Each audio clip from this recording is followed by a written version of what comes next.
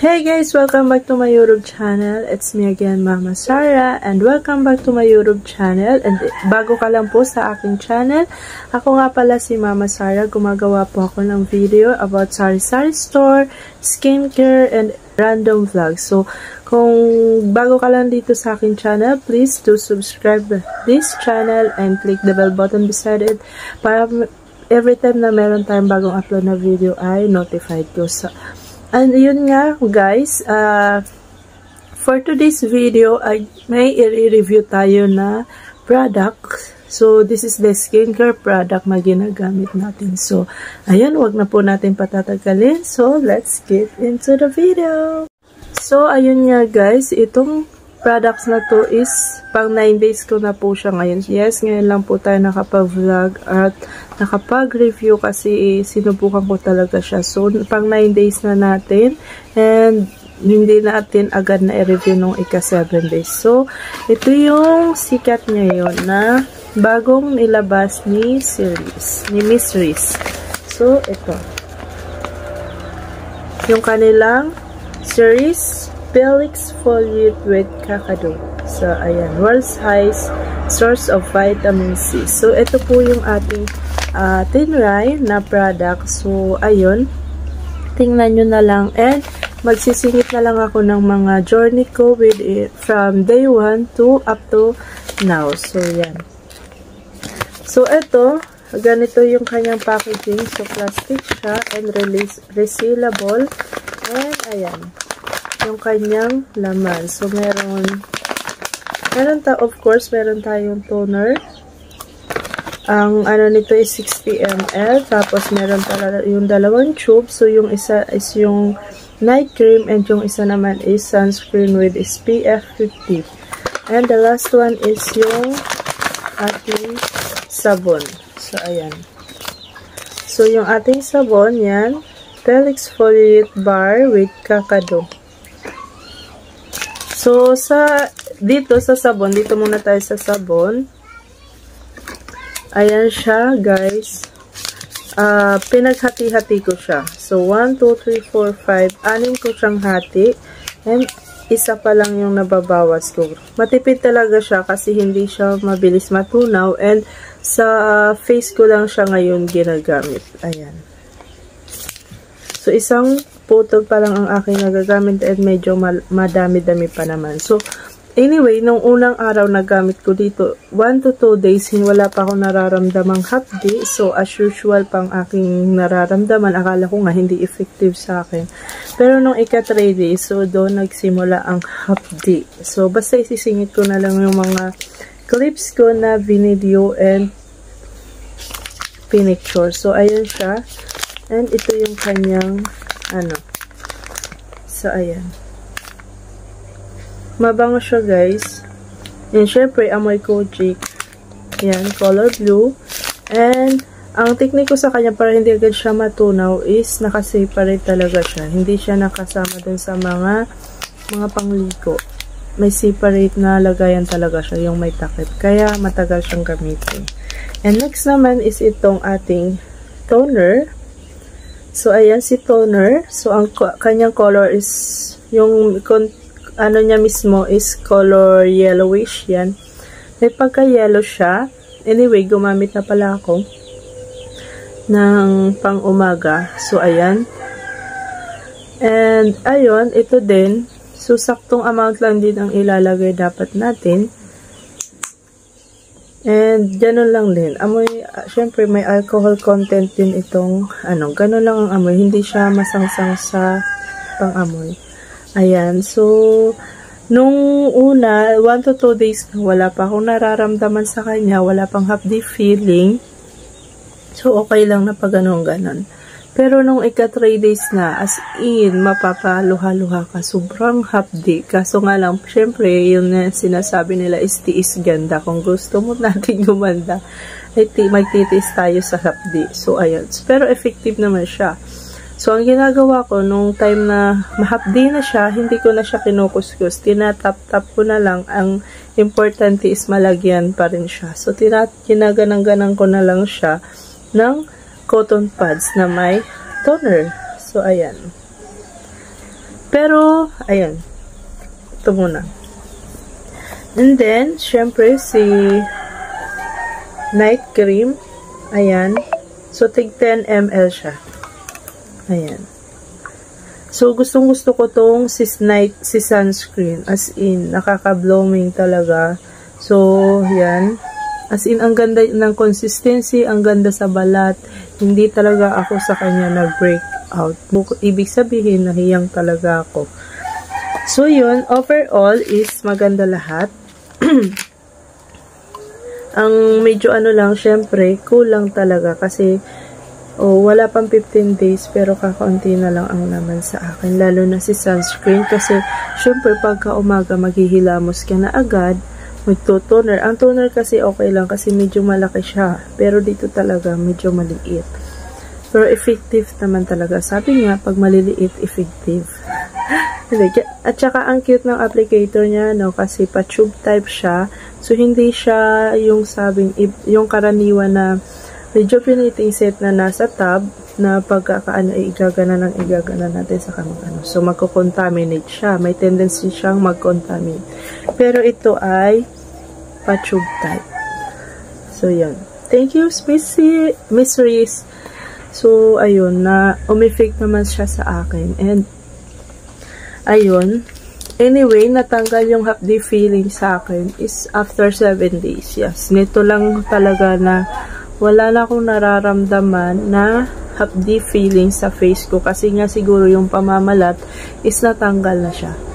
Kumbaga na ano na yung kanyang nagpagpipil ng aking skin. So, nagpil ang aking skin is for 3 days na. Nung ika 3 days ko na, doon ko na ano na nagbabakbak na yung skin ko. Pero hindi talaga siya yung katulad sa iba na as in, ang dadami ng ano. Pero nagbakbak talaga siya. So, ayun. And, kita nyo naman. Diba, nag-glass skin tayo. Yan.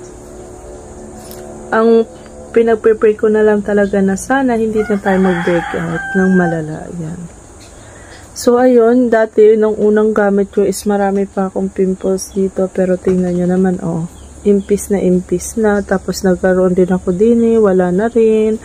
Yan. Anyway, only sunscreen lang po ni Serisi Beauty ang ating apply dyan. Wala po tayong makeup. Skin. Meron lang po tayong kilay and lip tint. So, yun lang. So, kayo nang bahala. Ayan pa naman ang pamamalat. Pero, hindi na siya klaro kapag sa malayo. Hindi talaga ako as in nagbalat-balat ng as in tuklapan. Ewan ko. Nakapalan talaga siguro ang aking balat. So, yun. Anyway, nung ika 3 to 4 days ko ay namula. Namula talaga. 3 to 5 days namula yung aking skin sa face. Siyempre, kasi nga, yung parang, siyempre, nagbabakbak. Tapos gagamitan pa natin ng toner. So, dun. Pero nitong naka 7 days na tayo, yan, naging okay na yung ating skin condition. So, ayan na. Kaunti na lang ang nagbabakbak sa kanya. So, ano pang inaantay nyo guys? Try nyo na. So, anyway, this is not a sponsored video. Gusto ko lang talagang i-share yung aking journey about this Serisi Beauty product. So, yun. Guys, isisingit ko na lang yung mga clips na ating tinake na video during this journey ng ating face. Kung yung aking unang face, yung unang condition ng aking face, kayo na ang bahala kung may pinagbago pa. So, yan lang. So, ayan lang. Super saya ko kasi naging effective siya naman siya sa akin. Akala ako talaga hindi siya effective kasi nung iba kasi, yun nga, 1 to 2 days, pero ng result. Pero kasi nga, iba-iba tayo ng skin condition. So, yun yung naging journey ko. So, yun, kayo nang bahala maghusga. So, anyway, thank you for watching, guys. So, sana may natutunan kayo. And, disclaimer lang, hindi po tayo pare-pareho ng skin type. So, nasa inyo na po yun. Take the risk. Pero, I swear, marami na rin ang nakapatunay na effective si Cerise Beauty. So, this is not a sponsored video. Gusto ko lang talagang mag-share sa inyo, lalo na sa mga katulad ko, may skin problem, katulad ko na naghahanap ng hihiyang sa inyo. Nahihiyang sa ating mga skin.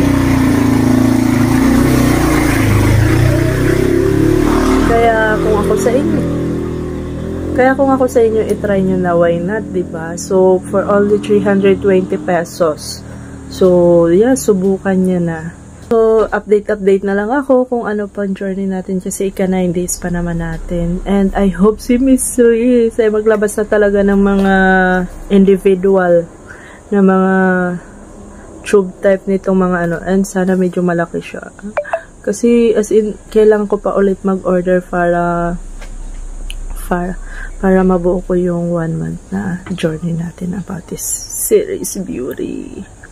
So, ayan lang guys for now. Thank you for watching and God bless! Happy sailing sa aking mga kasari!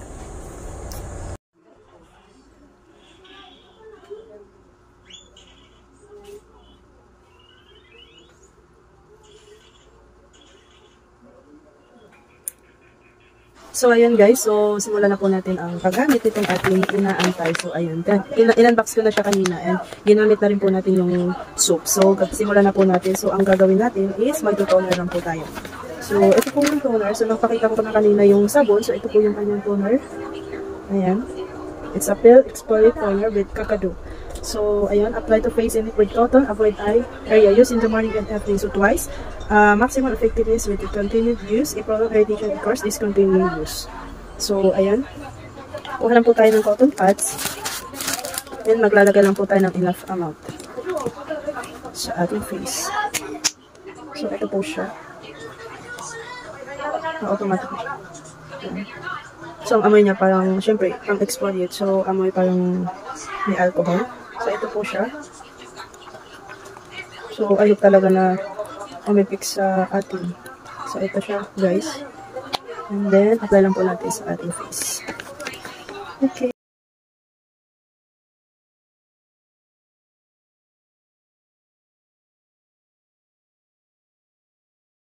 First day natin sa pagkain. So, ayan yung aking balat. So, ayan. Meron tayong malalaking pimples. Acne, ayan. So, dahil ngayon is gabi, ang gagamitin po natin is itong night cream with Kakadu. So, meron na siyang 10 grams. So, ang ating toner is 60 ml. So, ang cute niya. Diba?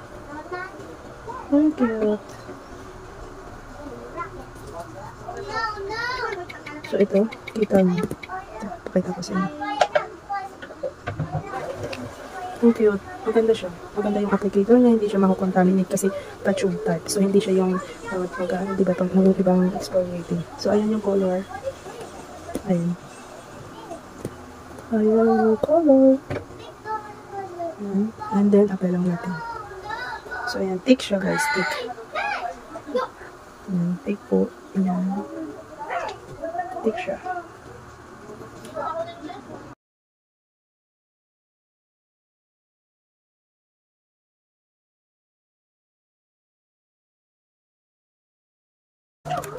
So, ayan siya guys. Ayan.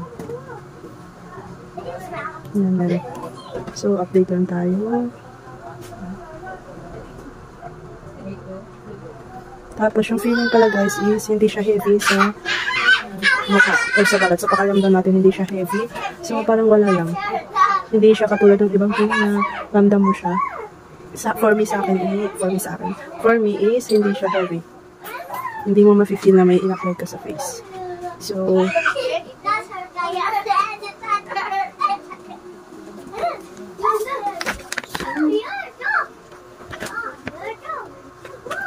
yun lang guys ang for now. So, first impression and unboxing naman natin. Ito sa Pale Exfoliate from Cerise Beauty.